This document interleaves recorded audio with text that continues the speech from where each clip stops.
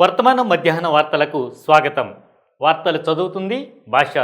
ఈరోజు వార్తలోని ప్రధాన అంశాలు: ఇజ్రాయెల్ లోపల నుంచే గాజాపై దాడులకు వ్యతిరేకంగా విమర్శలు.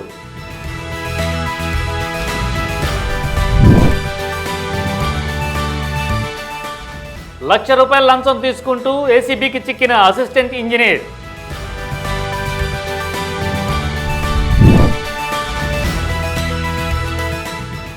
హైదరాబాద్ను మార్చనున్న నైట్ ఎకానమీ ప్లాన్. ఇజ్రాయిల్ గత 2 సంవత్సరాలుగా ఏమి చేస్తోంది అనేది చూశాక నాకెంతో బాధతో పాటు నమ్మలేని శోకం కలుగుతోంది. గాజాలో నిర్దాక్షిణ్యమైన జెనోసైడ్, వేల మంది నిరపరాధుల హత్యలు, దాదాపు 20,000 మందికి పైగా పిల్లల ప్రాణాలను బలి తీసుకుంది. ఇవి ఇజ్రాయెల్ పార్లమెంట్ సభ్యుడు ఉఫర్ కాసబ్ చేసిన వ్యాఖ్యలు. గాజాలో ఇజ్రాయెల్ దాడుల్లో చనిపోయిన చిన్నారులకు మౌన నివాళి ఘటిస్తూ తెల్ అవీవ్లో ప్రజలు పెద్ద ఎత్తున ర్యాలీ నిర్వహించారు. వారి చేతుల్లో గాజాలో మృతి చెందిన పిల్లల ఫోటోలు, దీపాలు పట్టుకుని సైలెంట్ ప్రొటెస్ట్ నిర్వహించారు. వారంతా యుద్ధం ఆపాలని, శాశ్వత కాల్పుల విరమణ కోరుతూ నినాదాలు చేశారు.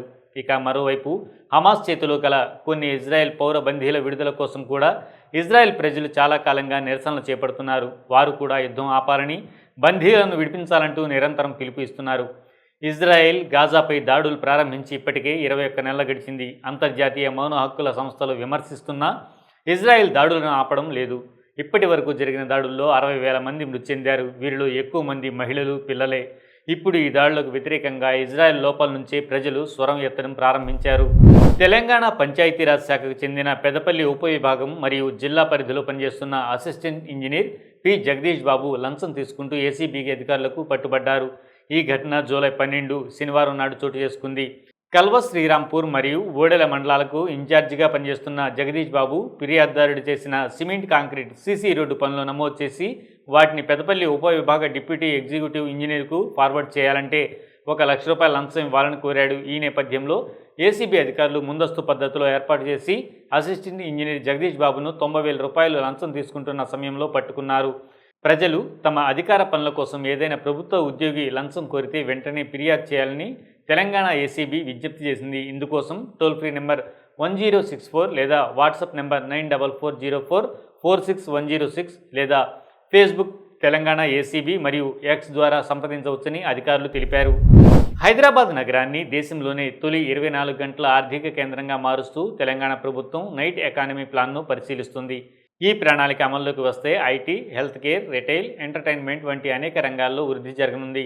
టైమ్స్ ఆఫ్ ఇండియా నివేదిక ప్రకారం హైదరాబాద్ నగరంలో రాత్రిపూట ఆర్థిక కార్యకలాపాలను ప్రోత్సహించేలా తెలంగాణ ప్రభుత్వం సమగ్ర విధానాన్ని రూపొందిస్తోంది. ఈ ప్రణాళికకు ప్రేరణగా నెదర్లాండ్స్లోని ఆమ్స్టర్డామ్ నగరంలో విజయవంతంగా అమలు చేస్తున్న నైట్ మేయర్ వ్యవస్థను తీసుకున్నారు.